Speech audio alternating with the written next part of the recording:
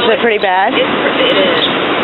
It's got, when they built those roads, they built them in a way that the water gets into the pavement joints. The joints lift up in the wintertime, and they're like a speed bump every panel of pavement. Oh, Like yeah. Johnson Avenue was. Yeah. It is. So Not good.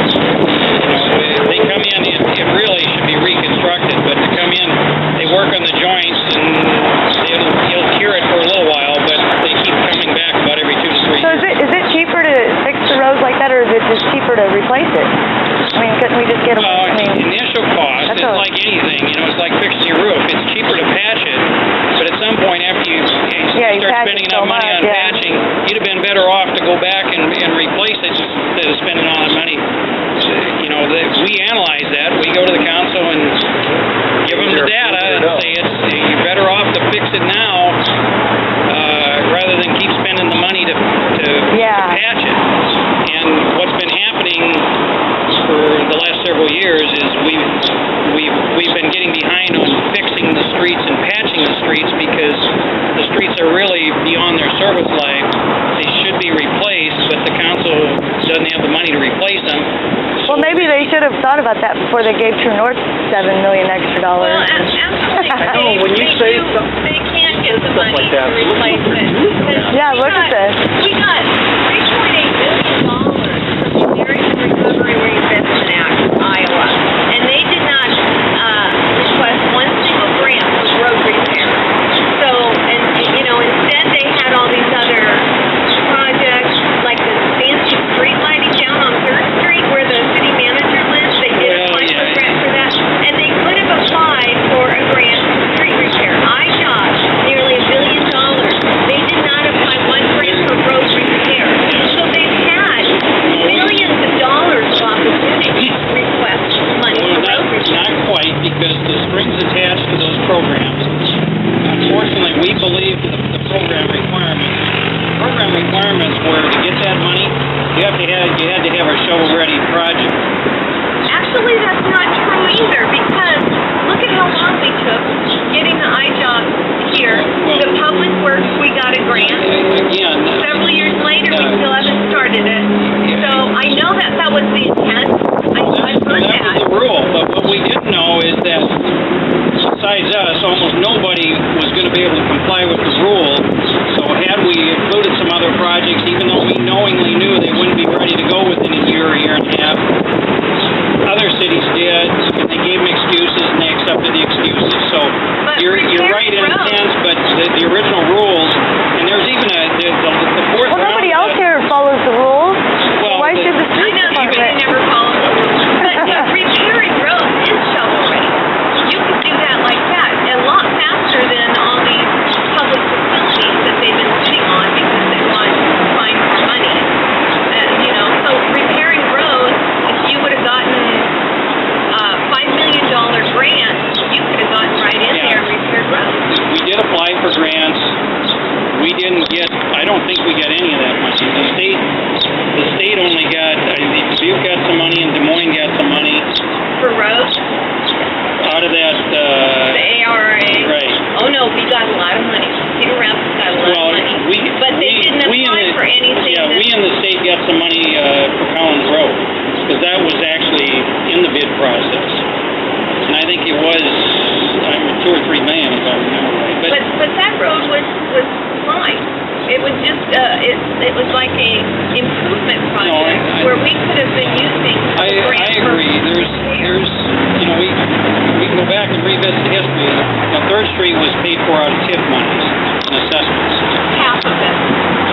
TIF monies and assessments. Right.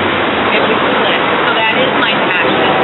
And they applied for an AAR grant, AARA grant, and put a fancy lighting center. And they put new lighting. Now, under the energy, AARA has several different programs. And I know, just like IJOB, although the legislature gets to allocate which program. So they could have, but the AARA, there's certain programs like education, we couldn't use for energy efficiency assistance, we couldn't have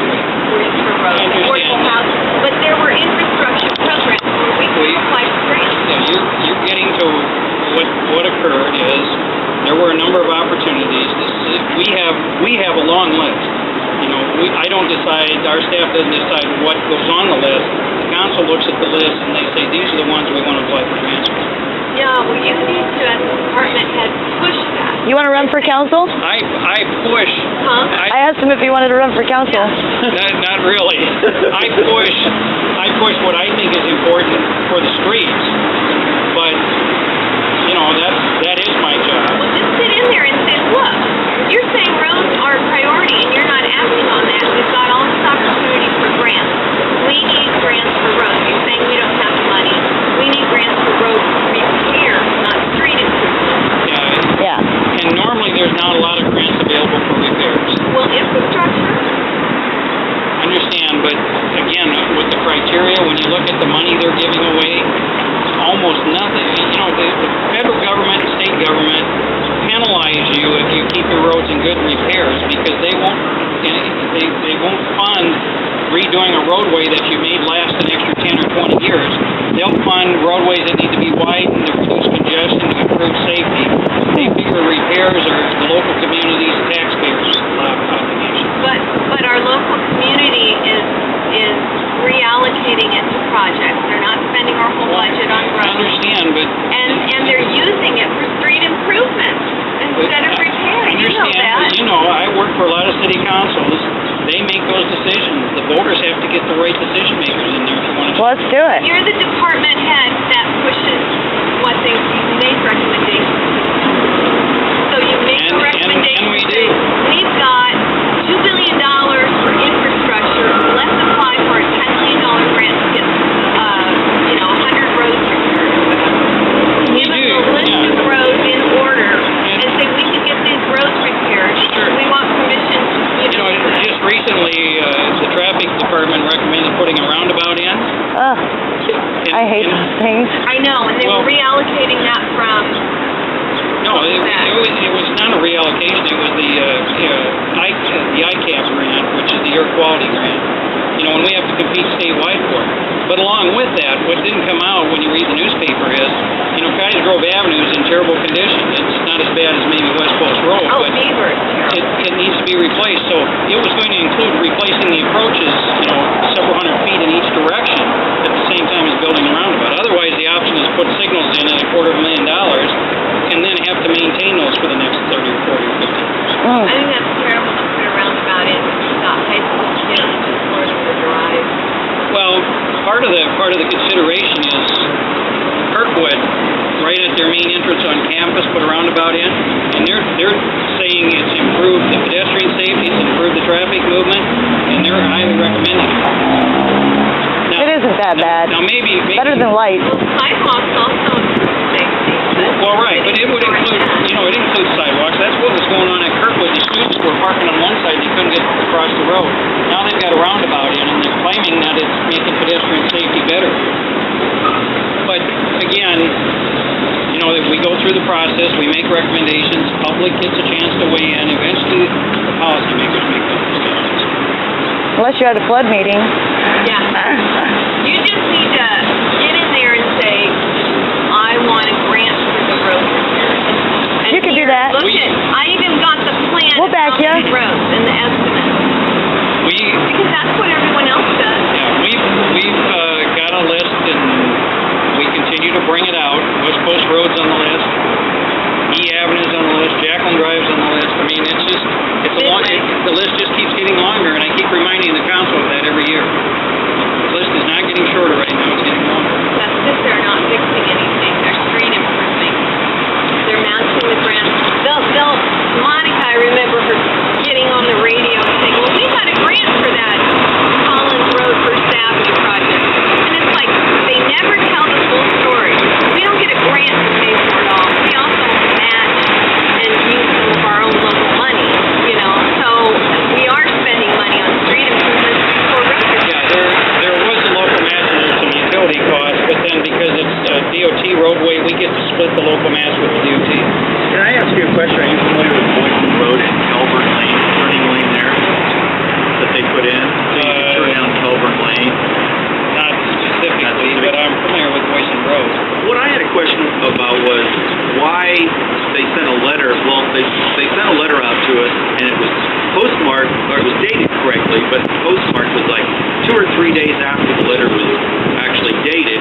Then they gave us 30 days to pay mine was $320 for the turning lane. And this was right when taxes were due, property taxes were due. It's like, oh my God, you know, what are they doing here? And if you didn't pay within 30 days, you could go on a payment plan, but the interest was really high, and you couldn't pay it off early. You had to stay on that plan. It's like, what in the world is highway robbery? You know, no pun intended, but it's like, why am I paying for a turning lane? You know, when I didn't need a turning lane. It just helps the traffic flow on Boyce back and forth better. I understand that. But here, since I'm on Calvert Lane and I'm close to that turning lane, I have to pay for it. Yeah, the Reader's Digest response is the City Council determined that the turning lane enhanced the safety for the residential area, so they implemented an assessment for the properties that they said benefited from that turn lane. That was done probably a year and a half ago. The state code says that once that construction starts, that when the contractor completes construction, we are on a state code prescribed timeline that all of that starts to take place. We don't have a choice, we can't delay it. But, you know, to some extent, I could probably encourage the staff to set the completion date until after the tax. So that comes after the tax. Yeah, 'cause that really hurts bad. And then to top it all off, the letter was, you know, it came out late. They should have sent it out 30 or 60 days in advance. Well, To give us time. again, the council has to take an action on it, and that's part of the timeline. We actually take our mail to the county mail shop. That's why there's a delay, is because we think it's cheaper to take it through there and they get a discount, but sometimes the delays it an extra day. So, you know, we deliver it there in the afternoon, the letter's dated in the morning, they get it in the afternoon, it doesn't get mailed out the next day because of that sorting delay. It doesn't go to the post office until the following day, and then it takes a day to deliver. But You understand my point. They could have let us know like Yeah. 60. I mean, I went to that meeting. I said, what? You're going to put is it going to be a Chicago-style turn? What do you call it? Median in there so you can go over it? No, they're going to put a permanent one in there. So I was there questioning it. I was probably the only one in the neighborhood that was there, you know, because people just don't get involved. But we could have, the contractor, when he finishes the job, that starts this, what's called a final assessment process. There's only so many days on every step that the code allows. And the idea is to get those bills to the property owner so they can pay them. But I agree with you, if we can figure out how to go beyond that tax due date, then your 30 days occurs when you're not having to pay your property tax. Yeah, so I don't know if you know this, but a lot of people they struggle to pay their taxes. I can imagine they do, and then the trigger on that is if you don't pay in those first 30 days, then you start to accrue interest on that $300 payment. Now, you can pay it any time after that, but then you gotta go to the recorder's office, and then there's that interest charge. Yeah, that's what I read on there. That's right. Yeah. So, I paid it. I was like, but God, it was hurtful. I mean, right at tax time, property tax. So are you assessing the school and Methwood Manor for the roundabout? Possibly. Grant's not paying it all, right? Possibly. The council makes that decision when they look at the funding plan, because we always submit a funding plan. You know, the funding plan, we try to include all the sources of funding that are possible. We always start out with grants. That's why you see so many projects going on that get grants, because if we get $2 of grant money and use $1 of local tax money, that's better than having to use all $3 of local tax money in general. But even I'm in agreement that at some point you got to start fixing the streets that need fixing, even if you don't get grants. You get in their face, Dave. He knows what's that. You know what that. We'll back you. You know what that's like.